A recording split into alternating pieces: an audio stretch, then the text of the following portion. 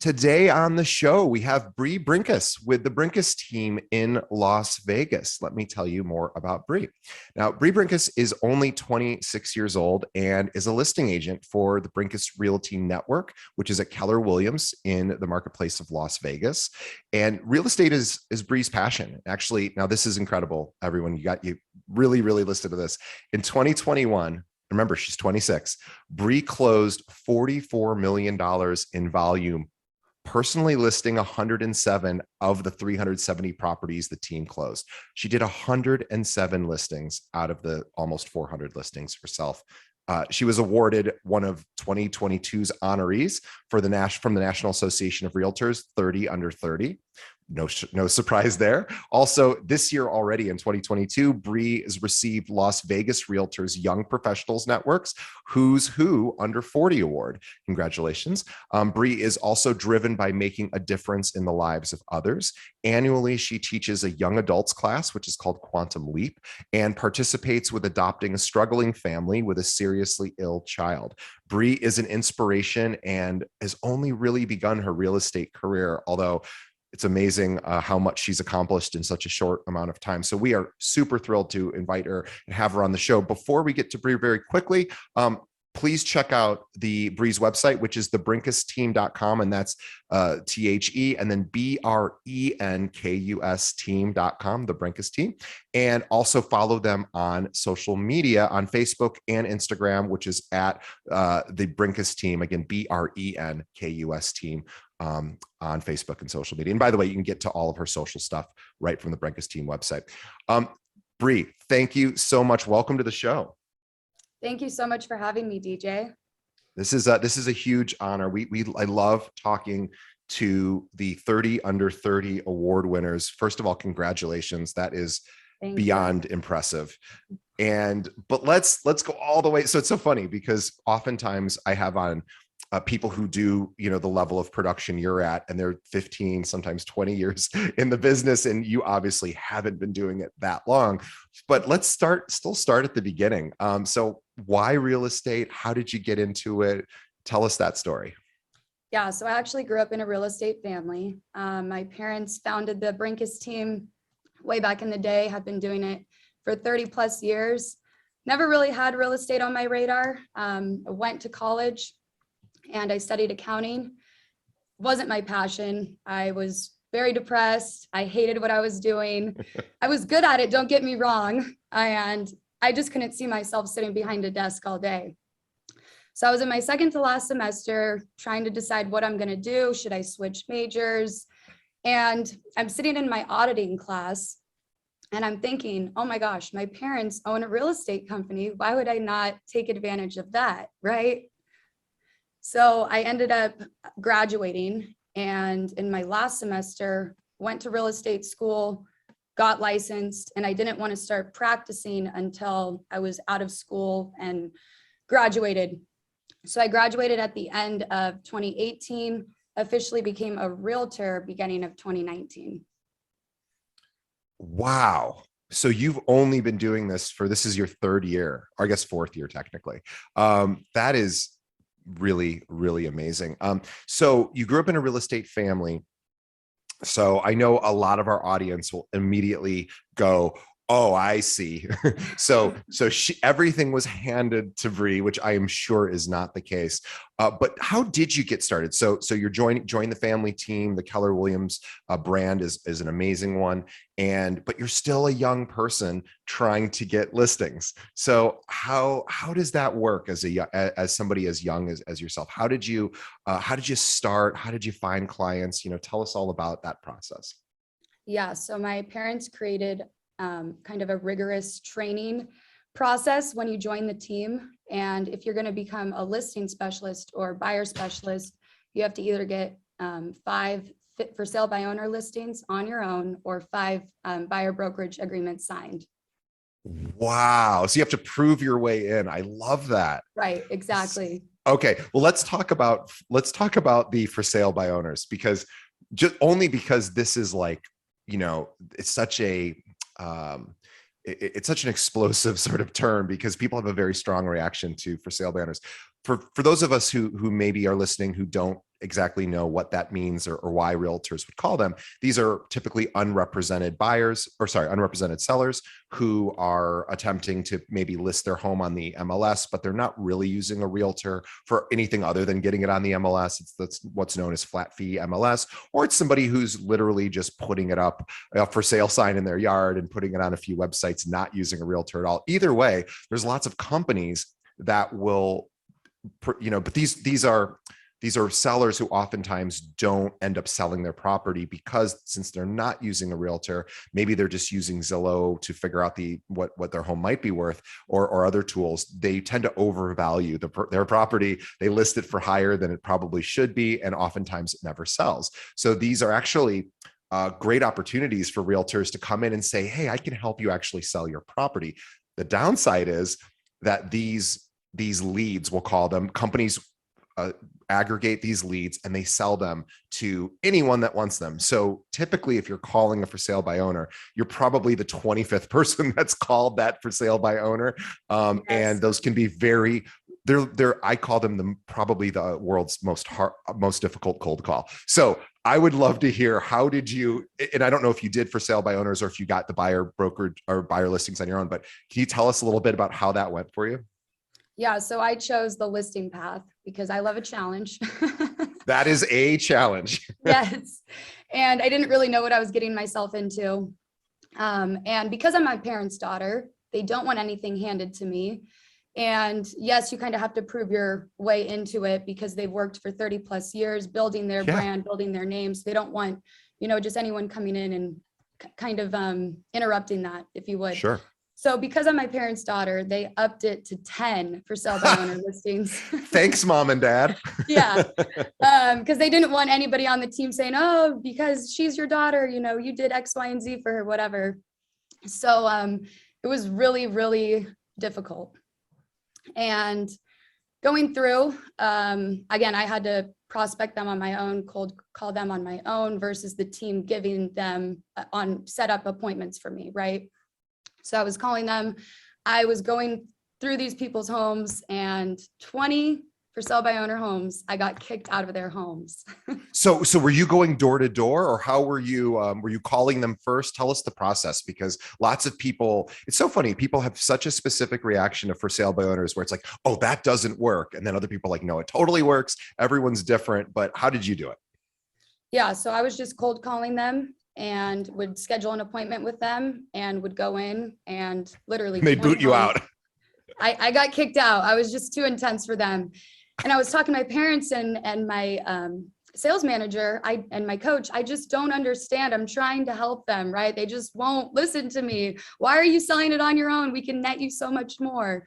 So after getting kicked out of literally 20 homes, I called my coach, my manager at the time, bawling my eyes out. Pulled over into a parking lot, just started crying to her. I can't do this. Real estate is not for me. I should go back to accounting, right? And just on the phone with her for whatever, 20, 30 minutes. And all of a sudden I get a notification on my phone for my last appointment of the day. If you leave now, you'll get there in time, right? The time sensitive notification. Sure. So I said, I'm on the other side of town. This is my last appointment of the day today. Why not? I'm just going to go on it. I have nothing to lose, right? And if I don't get this listing, I'm out of real estate. I'm going back to accounting. So I was so close to giving up, and I could have easily just said, you know what? I'm not going to go on this appointment at all. So finally pull up to the for sale by owner's home, and I'm walking up to the front door, and I said, you know what? I'm not going to be attached to the outcome. I just had a mindset shift. And by doing that, I actually got the listing. So, and why do you think that is? Yeah, so I just changed my mindset, and I thought, rather than being so focused on getting the listing and being attached to that, I just told myself, I'm not a salesperson, I'm an educator.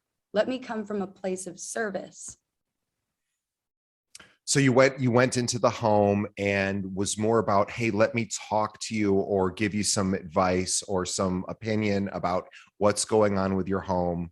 as opposed to, hey, you need to list with us because we can get you more. And maybe you still say that too, but you Right. led from a place of, I want to just provide a ton of value instead of being the salesperson, so to speak. Right, exactly. Just being curious about their situation, because every seller's situation is different, their motivation, why they're selling, right? And just kind of sitting down and talking to them, educating them on the benefits of listing with a realtor. And by doing that, it actually created trust and was easier to get a listing. Yeah, I have had that same experience. I'm always drawn in a sales situation where maybe somebody's trying to sell me. I'm always most drawn to those people who seem to not need the sale, because it definitely feels more comfortable. I don't feel as much pressure, and I feel like there's a level of respect that I appreciate when somebody's not like, here's all the reasons why you should go with me for X, Y, and Z. It's like, oh, I can make my own decision. I just want to know what you do and what you're all about, and all of that. So it sounds like that works. So you were crying in a car just an hour before you made it to this Literally, yeah, listing. feeling defeated and unsure of myself. I didn't know what to do. I almost gave up. And I called my sales manager after I got the listing. My first listing, I was so excited and, happy tears now at this point, not crying, upset tears. And she told me, God wants you to be a realtor. So it was probably one of the greatest days to date. And here you are now, and not just, surviving that first listing in the first year and the second year, but now you're one of the most successful, young people in this industry in the United States. National Association of Realtors has awarded you the 30 under 30, which is an amazing accomplishment. I've yet to not be impressed by anyone in that group, and I've talked to a lot of those people over the years. So congratulations. I'm so glad that last listing worked out for you, that last appointment, because the odds were not in your favor, and it's still, for whatever reason, you did something really well and you changed your direction. Let's talk about failure, because I know this is a big thing for you. And I also find this with the hundreds of people that I've had on the show in the past. Failure is something that comes up a lot. And it's really funny because I know sometimes we have these huge producers on the show like yourself and people who are even doing hundreds of millions of dollars in production a year. And you'll think like, well, that person never fails. And the reality of it is they are like, oh, I fail all the time. So I would love to hear a little bit more about, well, actually, before we get to that, so you got your first listing, you stayed in the business, and then did you continue from there doing more for sale by owners, or were you like, I am done, or no, because you still had to do 9 more, I guess, right? Yeah, I did. So my biggest challenge became my biggest breakthrough, and just advice to anybody out there: just don't give up. Just believe in yourself. Have mentors, have coaches that can be there to support and motivate you. It helps tremendously. And So, what do you say on the phone? I want to ask about for sale by owner. Just one more question, because nobody ever talks about this. So, which I love. I love the fact that you're talking about it. What do you say? Because these are people, as you know, these leads have been sold to lots of other realtors who also want that listing. These are also people that maybe they worked with a realtor in the past and they didn't have a good experience, or they don't want to work with a realtor for whatever reason. So these are not easy phone calls. What do you do to get the appointment? What do you say? Is there anything sort of unique or special about the way that you're communicating that you think is different? Or why do you think you were, I mean, even to get 20 appointments, unfortunately, those didn't close, but even to get 20 in-house appointments is not easy to do. Yeah, and everything happens for a reason. And I don't really think I say anything special or different. I just kind of say, hey, I'm on a large team here in Southern Nevada. I see you're trying to sell your home, right? Yeah, I am trying to sell my home. It's for sale by owner. I'm not working with an agent. Well, right, whatever. Okay, well, would it be okay if one of our buyers bought your home? Yeah, that'd be great. I'm not paying any commission, or I'm only offering X%, right? Okay, great. When's a good time for me to come by and take a look? Is later today good, or is tomorrow better? Got it. So you just are like, hey, that's whatever they're saying, that most of those people are ultimately probably going to use a realtor at some point anyway. So you don't worry about the fact that they're like, yeah, I don't want to work with any realtors. You're like, yeah, no problem. No problem. And then, oh, that's so smart. I love that. What a great suggestion. Yeah, and actually statistically, over 95, 98% of all for sale by owners end up listing with an agent. So you know they're going to list. Why have it not be us? Yeah. And they don't know it at that, Right. maybe at that Yes. moment. And you know it. Yeah, right. They don't know it yet. And so that's why you don't have to argue with them, because they're going to use somebody anyway. Ah, that's so smart. That's a really great, subtle, but important distinction. You're not overcoming an objection. You're accepting where they're at and say, no problem. I'd still love to come by and say hi.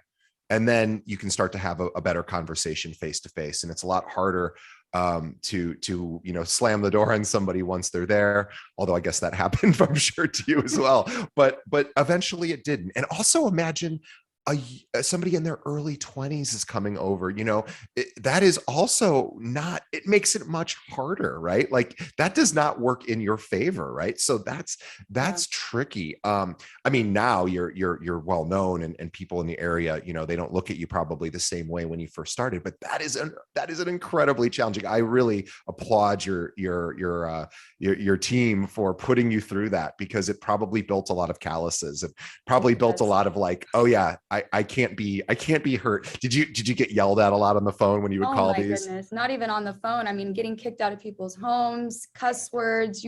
For sale by owners, it sounds really good how DJ and I are talking about it right now. And you got to have thick skin, let me tell you, because people can be really, really mean. Yeah. Well, I'm Yeah. so glad you made it through that, and that is a trial by fire for sure. And it's almost guaranteed failure. The failure is built in to the working with for sale by owners, because just the vast majority of them are going to be like, hey, stop calling me. You're the 20th person to call me. So understandably, they just get annoyed. And the fact but eventually you get one, and you got one at the very last possible moment before you would have, gone into the corporate world maybe and done accounting. And that's certainly a very safe career and a very good career. But here you are now. So Yeah. let's talk kind a of just little. want to tell a quick story on that, because you asked a question before we were talking about what I say to for sale by owners. So got my first one. I have 9 listings left. Right? 9 more to go. Yeah. So my mom was on the coaching call with our manager and said, hey, how's Bri doing? I know she's been doing it for several months. Is she now getting incoming leads? And my manager goes, oh my goodness, she's doing so well. We forgot to give her incoming leads. So I had over 15 for sale by owner listings on my own. And I finally got an incoming lead, right? So I go over there and I'm kind of educating them on the benefits of using an agent and our team and everything. And they're like, Bri, we know, we called you here. We want to hire you. So it was just really funny. Yeah. It's amazing. But again, this idea of failure as being one step closer to success each time. And the only way to success is through failure, as far as I can tell, unless you just get really lucky. And sometimes that happens. Sometimes, you lucky, somebody walks into an office and says, I have a $2 million property I'd like to put for sale. It rarely happens, but it happens once in a blue moon. And people hold on to those like white elephant stories as like, oh man, this one guy, look at how lucky he is, this $2 million. But the real work and the real success comes from just tremendous discipline. So you, obviously, your parents were smart enough to put you through that discipline, because now I imagine if you were to, let's say we were to drop you off in a different city or different state, you went and got your license, you didn't know anybody, I suspect you would be like, I could figure this out. Which, by the way, is a really impressive peace of mind to have, because if it all goes away tomorrow, and I'm sure it won't, but if it ever did, or let's just say, you end up finding a partner and you get married at some point, and maybe they live in another, part of the country or the world, and you're like, well, now I have to leave and go. You probably feel confident that you could do that, and start over as a real estate agent, maybe in another market altogether, which, because you already started with literally everything should have been handed to you in theory because of your situation, and none of it was. So I just think that is truly amazing, and cheers to your parents for that. That is an incredible thing. Well, let's talk about very grateful for them. Yeah. So a lot of our guests who, or a lot of our listeners rather, who when I interview people who make the National Association of Realtors 30 under 30, they think, oh, they're doing it all through social media. That, I want to learn about how to do more on social. Is social a big part of how you get clients, or is it not really a big part of your business? Surprisingly, it's not really a big part of our business. We are very active, proactive, prospecting, right? We actually have a team of what they're called inside sales agents who are licensed agents sitting in our office right now. My brother's actually one of them. He's the head of that department, and they actively prospect all day. They never put a buyer in their car. They never meet with sellers. So Wow. it's pretty awesome. And I'm a listing agent, and I also do prospect if I don't have appointments, if the inside sales agents haven't given me appointments. So yeah, aren't really too big on social media. We might get leads here and there, but we kind of are proactive. Yeah, that's great. Talk a little bit about what you guys do, and I would say guys, of course, I mean your entire team. What you do to maintain good relationships after a sale, because I always find that to be really interesting. A question to ask. It's like, okay, we know about getting deals and closing deals, but what are you guys doing to stay in touch? So I'd love to hear how you guys do that. Yeah, absolutely. Great question. And we contact them often. We actually do 4 client appreciation events every year. And so maintaining that way, we do random giveaways as well, kind of every other month. And again, our inside sales agents on our team, buyer agents, listing agents are calling them rigorously. So Yeah, just always staying on top of it, calling, how's everything going, what's going on with, any updates, things like that. right. And client appreciation events is such a great thing that a lot of agents don't do. Can you just share with us a couple of different, I don't know if you guys do the same type 4 times a year, or if it changes, but would love to hear, because I know that word gets used a lot, but a lot of times people are like, well, what client appreciation event should I do? So I'm curious what works for you guys. Yeah, so we have our pool party coming up. That's our next one on August 5th. And it's really fun. I think it's our 13th annual, something crazy like that. I could be wrong, could be 15th, 11th, something in that ballpark.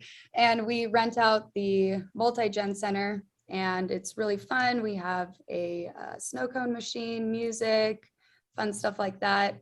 For Halloween, we have our Halloween party. When COVID happened, we turned it into a trunk or treat just to kind of maintain distancing and have things outside. And it actually was one of our greatest, largest Halloween events ever. The news ended up coming, so it was really fun. And we decided that we're just going to do that moving forward. Everyone dresses up, and it's really fun for the kids. And then for Thanksgiving, we do our pie giveaway. And when they come to pick up their pie, if they give us a referral, then we throw in a free can of whipped cream. That's awesome. Yeah. So basically, so you guys buy or somehow acquire a lot of pies, you bring them to the office, and then you call your clients, say, hey, we have a pie here for you. Correct. Well, Awesome. we call them and we ask, hey, we're doing a pie giveaway on this date from this time to this time. We have apple or pumpkin. Would you like to participate? If so, which one would you like? I love it. I love it. And then Yeah. it's just a great reason to see somebody face to face too, which, once they're in their home, it's phone calls, emails, text, it's the transactions done. So this is, in addition to the client appreciation events, or I guess this is the client appreciation event.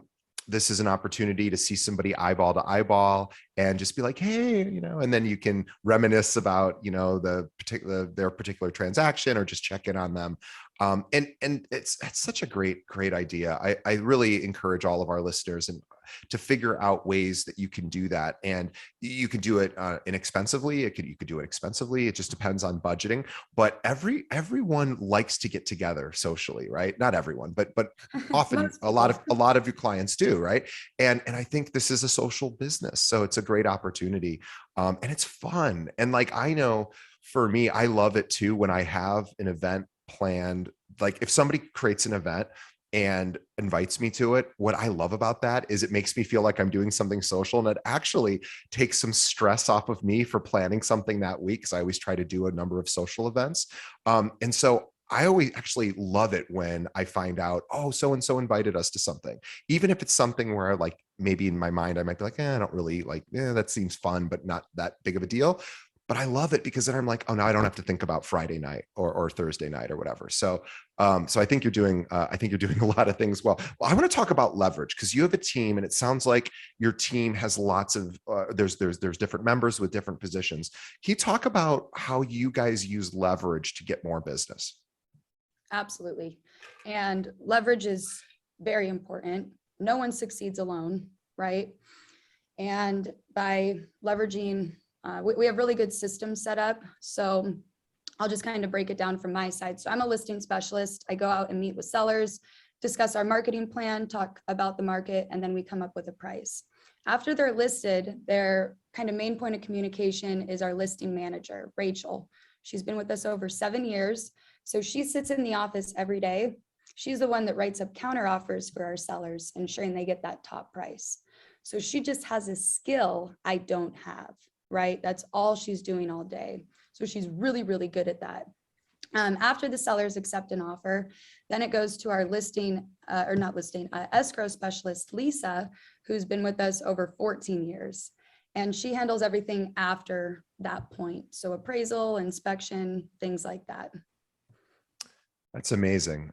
So, and if you have to, I always love, I think teams have become so much more important in the last 5 years, as teams have figured out, like years have, how to leverage and how to combine resources and experience. Because if we think about Bri now is, she's 24 years old. She's in somebody's home who doesn't really want her in the home. And she's like, hey, here's why you should hire me, because you get access to all of us. And now she says, hey, I'm just one person on the team. There's this entire team here. Here's how we take care of people. And that's leverage, right? Absolutely. And I kind of like to use the analogy, if you were to go to a restaurant, right? And you go to check in, you would probably be really concerned if the chef was checking you in as the receptionist. And then the one that to also walk you to your table. And then you sit down at your table, he has to go back and flip burgers. Now you're thirsty and you need to order water, a drink. You'd probably be concerned if the chef was coming out and doing all of those things. So everyone has their own unique niche and skill, and we hone in and focus on that one skill and get really, really good at it. Yeah, it's that expression, jack of all trades, master of none, right? Mhm. And it's like, you can't be good at everything. You can be good at a couple of things. Most people are, we're good at like 3 to 5 things, and that's about it. Yeah. And so it's probably a good idea to delegate the rest of those things, or join forces and get someone else who can help you with that. And so it's nice too, because then you can just focus on what you're best at. So we'll fast forward to last year, which is 2021. You now listed 100, and I mean, this is such an incredible number, 107 listings personally. Tell us how you did that, because that's what, one every 3 days. That's Yeah. insane. So tell us, insane and so impressive, and like there should be a statue of you in the Realtors Association headquarters, because really, no, this is a big number. So tell us a little bit about how you did that and how you managed that. Well, I guess having a team helps, but let's talk about how you did that. Yeah, and I can always do more. I can always be better. So yes, thank you for that. Do appreciate that. I am a very hard worker. I work every day. So it's, I didn't really take a lot of vacations, especially with the world being shut down in 2020. So that helped kind of moving forward as well. And I just love what I do. I am kind of weird. I would rather be working than going on vacation. And if I do have time off, I'm sitting there anticipating getting back to work and meeting with sellers and helping them put the most amount of money in their pocket, changing their lives, their families' lives. And it just brings me so much joy. So you know your why. And I think that's an important thing. You basically just said it in that last sentence. You want to help people change their lives in a positive way. And that motivates you to work hard because you feel like you're serving a higher purpose other than the commission or, you know, the sale itself. It's like, oh, I'm actually doing a good thing for these people. That's a really important mindset, I imagine, because I suspect when it's a difficult day, and we all have difficult days, that probably helps get you through the day. Or am I wrong? You're exactly right. Yes. And you asked, how can I manage over 100 Yeah. homes and listings? Yes, through leverage. And we all have the same goal. We're all on the same team, all want the same thing. So it's a win-win environment, and everybody can achieve more when we all work together. Question about sort of the current market climate. So it's now, we're in the middle of July. This episode probably won't go out until August, but I imagine not much will have changed. We have interest rates have gone up. We know are now around hovering between 5.5, 6. I think they just went up today. So I think they're closer to 6% again. So for the 30-year fixed as an average, and maybe a little bit less than that, but somewhere around that.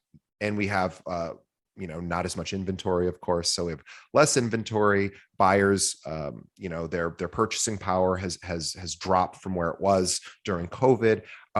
It's not the easiest time out there. So I'm curious how you guys have pivoted, what you're doing to accommodate for not that many listings and buyers who now are going, oh man, the rates in the 5s or the 6s, that stinks.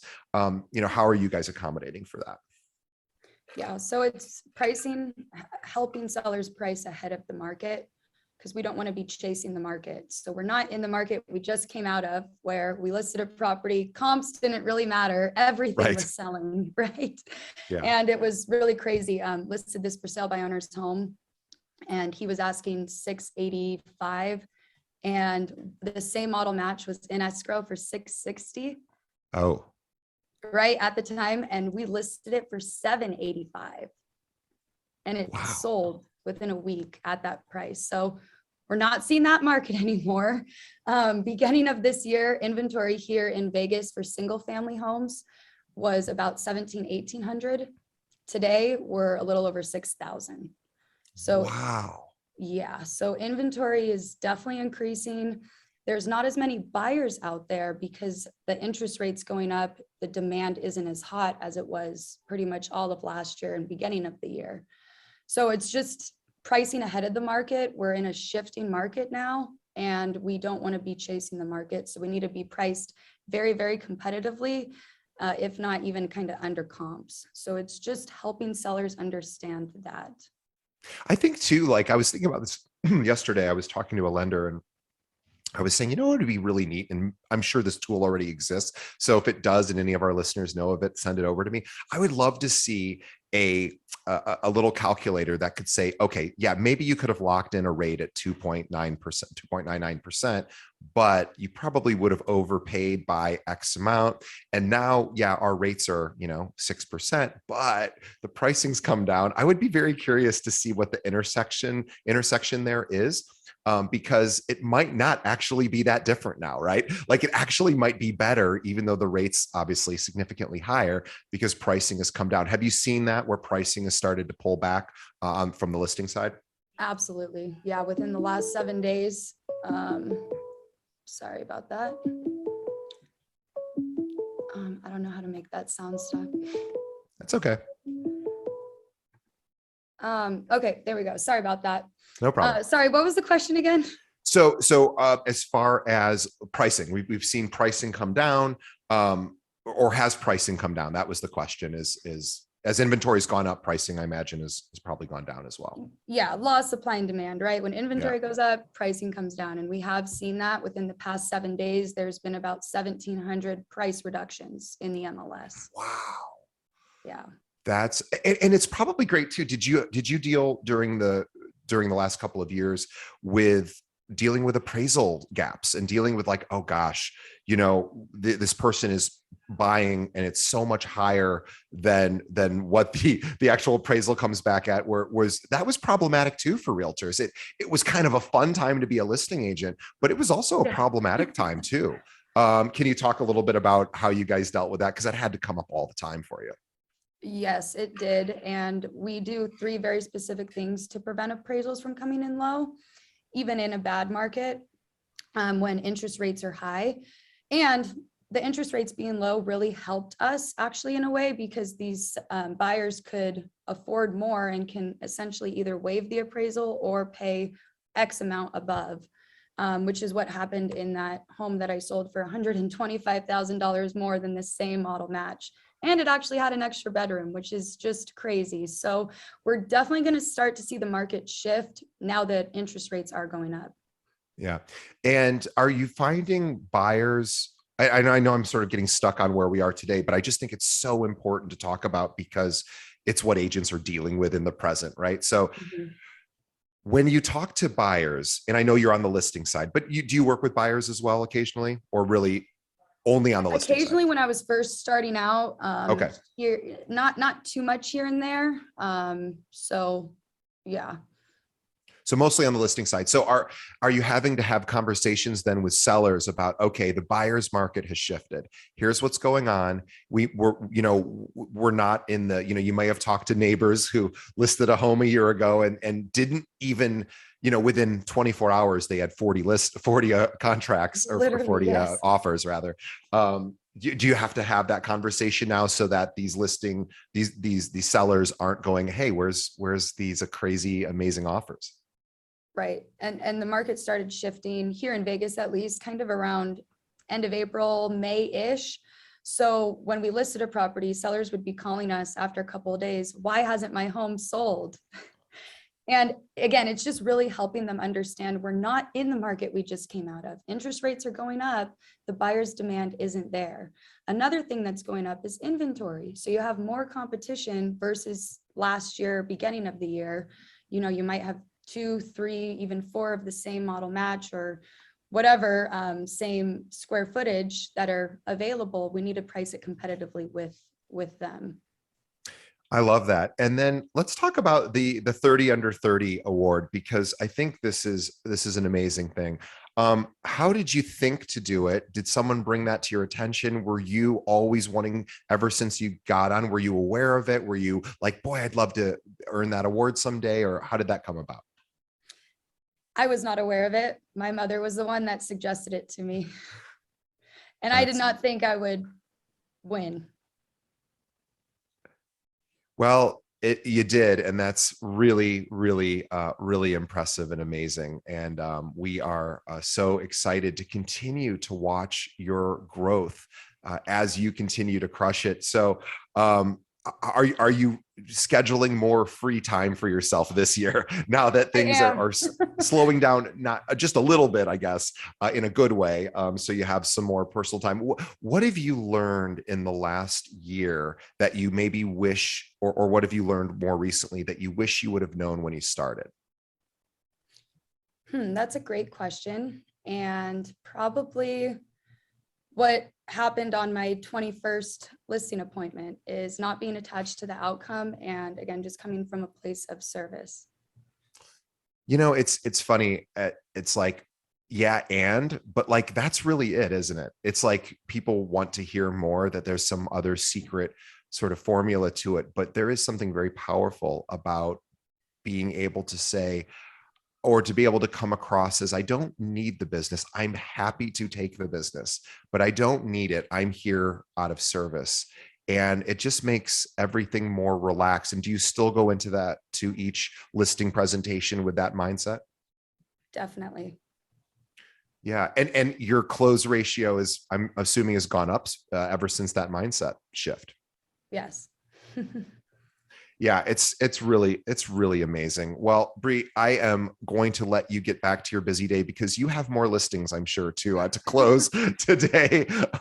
And so we want to let you get on with your amazing career. But I really oh, and by the way, we should mention that Bri does not work alone, right? She works on this team, the Brenkus team. Um, they are in Las Vegas. They cover the entire, Las Vegas metro area and all the surrounding areas. And you're one of the biggest teams in that area. And as a result, we do have a lot of listeners, and we have a lot of Las Vegas realtors who are listening. If they are thinking, gosh, I want to join a team like this, or I want to learn more about what your team offers, what's the best way that another agent should reach out to you? Yeah, you can call us. Our office number is 702-456-5959. We're always hiring. Would love to have you on the team and help you learn. And yeah, looking forward to it.